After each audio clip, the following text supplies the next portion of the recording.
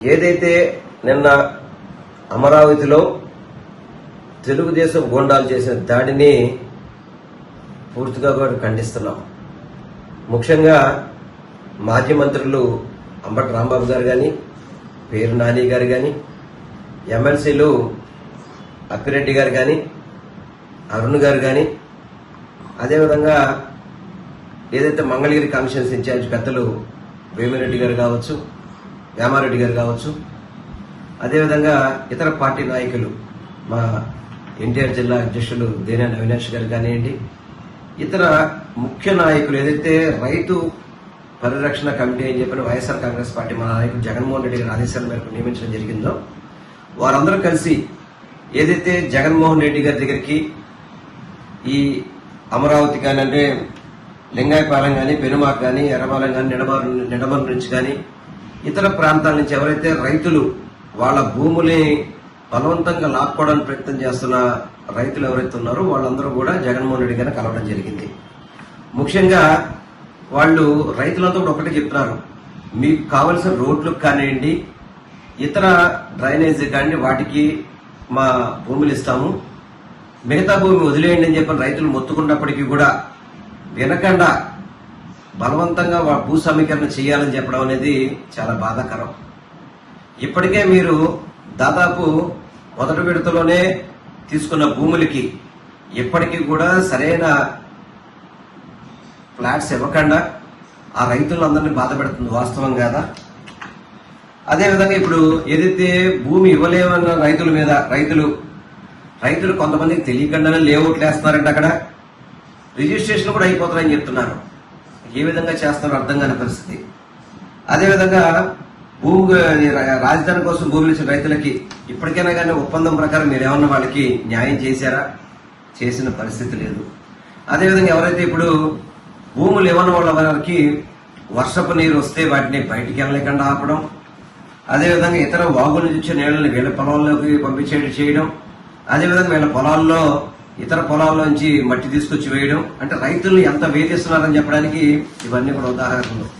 ఇవి కాకుండా ముఖ్యంగా దేవాదాయ శాఖకు సంబంధించి ఆ భూములను కూడా పప్పు బెల్లాలాగా పంచిపెట్టే విధంగా చేస్తున్నారు. అదేవిధంగా చూసుకుంటే కనుక అమరావతిలో ఏ విధమైన నిర్మాణాలకి అవినీతి జరుగుతుందో మీ అందరికీ కూడా సాక్ష్యాధారంతో జగన్మోహన్ రెడ్డి గారు కానీ ఇతర మా పార్టీ నాయకులు చెప్పడం జరిగింది. సుమారు ఎక్కడైనా కానీ 4,000, 4,500 రూపాయలు ఉండే ఎస్ఎఫ్టీకి 20,000 రూపాయల వరకు అమరావతిలో నిర్మాణానికి ఖర్చు పెడతారంటే అంతకంటే దారుణం ఏముందా? అంతకంటే అవినీతి ఏముందా? అది కాకుండా అద్దాల కోసం అని చెప్పి 2,450 కోట్లు వాళ్లే ఎస్టిమేషన్ వేయడం, అదేవిధంగా సెల్ఫ్ ఫైనాన్స్ రాజధాని అని చెప్పని 47,000 కోట్లు అప్పు చేయడం, వీటిని ఏవి కూడా ఎవరు ప్రశ్నించకూడదు. ప్రశ్నిస్తే దాడులు చేస్తారు. మీరు తప్పు చేయకపోతే వైఎస్ఆర్ కాంగ్రెస్ పార్టీ తరఫున ముఖ్య నాయకులు అక్కడికి వెళ్లి ఆ రైతులకి వాళ్ళ యొక్క ఇబ్బందులు పరిశీలిద్దామని చెప్పి వెళ్తున్నప్పుడు ఎందుకు మీరు అడ్డుకున్నారు? అడ్డుకోవాల్సిన అవసరం ఏంటి? మీరేం మాట్లాడితే ప్రజా రాజధాని అని చెప్పని అది కొంతమందికే రాజధాని పరిమితం చేద్దాం అనుకుంటున్నారా? ఎంత దారుణం అండి. ఎమ్మెల్సీ గారి కార్లు కానివ్వండి, ఇతర పార్టీ నాయకుల కార్లు తుక్కుతుక్కో కొట్టేసి, అదేవిధంగా అక్కడ ఉన్న బందోబస్తులో ఉన్న పోలీసు మీద కూడా తెలుగుదేశం గుండాలు రాళ్లు వేస్తున్నట్టు క్లియర్ గా కూడా వీడియోలు కనబడుతుంటే పైపెచ్చు పోలీసులు భద్రత కల్పించకుండా ప్రేక్షక పాత్ర పోషించడం అనేది చాలా బాధాకరం. ఎందుకంటే ఇంతకంటే ప్రజాస్వామ్యం అనేది ఇదేనా కూలి చేయడం అంటే? రెడ్డిపుచ్చుక రాజ్యాంగం ఆంధ్ర రాష్ట్రంలో అమలవుతుందానికి ఇది ఒక నిదర్శనం కాదా? మీరు దయచేసి అమరావతి ప్రజా రాజధాని అని చెప్పని పిలవడం మానేయండి. అది కొందరు రాజధాని అని చెప్పండి మీరంతా చెప్పదలుచుకుంటే కనుక. ఏం చేశారు? రైతులు కూడా చెప్పారు కదా ఇందాక. రైతులు కూడా చెప్పారు జగన్మోహన్ రెడ్డి గారి దగ్గరికి వెళ్తే ప్రభుత్వ అవసరాల నిమిత్తం ఎంత కావాలంటే వాళ్ళకి ఇవ్వండి అని చెప్పని వారు కూడా చెప్పారని చెబుతుంటే మీకు రోడ్లు కావాలన్నా ఇతర అవసరాలు కావాలని ఇస్తా ఉన్నప్పుడు ఎందుకు ఆ రైతులను ఇబ్బంది పెడుతున్నారు? ఎందుకు ఆ భూములు తీసుకోవడానికి ప్రయత్నం చేస్తారు మీరు? ఇది తప్పు కాదా? 3 సంవత్సరానికి 3 పంటలు పండే పొలాలు వాటిని సర్వనాశనం చేసి రైతులందరికీ కూడా పొట్టలో ఇబ్బంది పడే విధంగా వాళ్ళ భూముల వల్ల వాళ్ళకి ఏం ఉపయోగం లేకుండా ఎందుకంటే రైతులు కానివ్వండి ఇతరులు కానీ భూములు ఏమైనా ఉన్నాయంటే అవసరానికి చదువులకో పిల్లలకో బిడ్డలకు కావాలన్నప్పుడు అమ్ముకునే స్వేచ్ఛ ఉండేది. అటువంటిది లేకుండా ఎంతమంది రైతులు ఉసురు కొట్టుకుంటుంది మీరు కాదా? ఈ విధమైన దాడులు చేస్తారా? పవన్ కళ్యాణ్ ప్రశ్నిస్తున్నాను. అంటే ఎవరు కూడా మీ ప్రభుత్వాన్ని ప్రశ్నించకూడదా? ప్రశ్నిస్తే దాడులు చేస్తారా? దాడులు చేయడమే కాకుండా ఎవరైతే నష్టపోయారో, ఎవరైతే అక్కడికి వెళ్ళి వాహనాలు అవి దెబ్బతగిన వాళ్ళ మీద మీరు వైఎస్ఆర్ కాంగ్రెస్ పార్టీ నాయకుల మీద కేసులు పెడతారంటే ఇంత కూడా దుర్మార్గం ఎక్కడైనా ఉందా?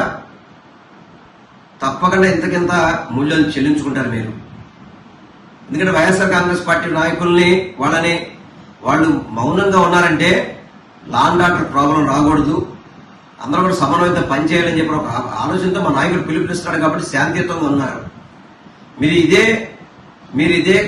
చర్యల్ని కొనసాగిస్తే కనుక రానున్న రోజుల్లో మీరు ఎవరైనా రోడ్డు మీద రాగలుగుతారా? ఇదా మీరు చేసే పరిపాలన? అందుకే చెప్తాం, దయచేసి రెడ్ బుక్ రాజ్యాంగాన్ని ఆపి అంబేద్కర్ గారి యొక్క రాజ్యాంగాన్ని అమలు చేయండి. కక్షలు, రౌడీయిజాలు, గోండాయిజాలు ఏదైతే 2024లో ఏర్పడిన ప్రభుత్వం ఏదైతే ఉందో కూటమి ప్రభుత్వం, ఇది ఒక రౌడీ ప్రభుత్వం లాగా, దుర్మార్గపు ప్రభుత్వం లాగా, ఎక్కడ కూడా ప్రజా సమస్యల్ని ప్రశ్నించే అర్హతగా హక్కు కూడా లేకుండా దుర్మార్గంగా పరిపాలన చేస్తున్న ఈ కూటమి ప్రభుత్వానికి రోజు దగ్గర పడ్డాయని చెప్పి తెలియపరుచుకున్నాను. ఏదైతే నిన్న దాడిని చేసిన దాన్ని చంద్రబాబు గాని, నారా లోకేష్ గాని, పవన్ కళ్యాణ్ గాని ఆ దాడిని చేసిన వాళ్ళందరి మీద కూడా ఎవరైతే దాడి చేశారో అందరి మీద కూడా కఠినంగా చర్యలు తీసుకోండి. అంతే తప్ప వైఎస్ఆర్ కాంగ్రెస్ పార్టీ వాళ్ళ మీద మాత్రమే మేము చర్యలు తీసుకుంటాం, తెలుగుదేశం గుండాల మీద మేము చర్యలు తీసుకోమంటే ఇది సరైన విధానం కాదు. రైతులు కంట కన్నీరు అనేది ఎప్పుడు కూడా ఈ రాష్ట్రానికి మంచిది కాదు.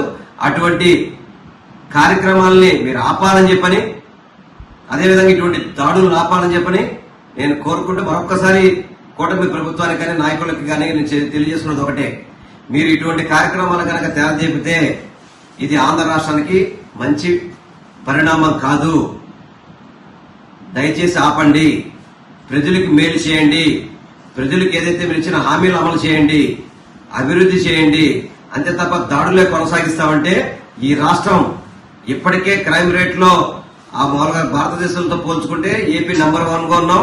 దాన్ని మరింత ప్రోత్సహించే విధంగా మీరు అందరూ తెలియపరుచుకుంటూ ఎవరైనా ప్రశ్నించే వాళ్ళని మీరు విని సమాధానం చెప్పగలిగితే చెప్పండి, లేదంటే కనుక తప్పుకోండి తప్ప మీరు ఇటువంటి కార్యక్రమాలు చేయడం అమానుషం అని చెప్పి తెలియపరుచుకుంటూ ఈ దాడిని తీవ్రంగా ఖండిస్తున్నాం మేము.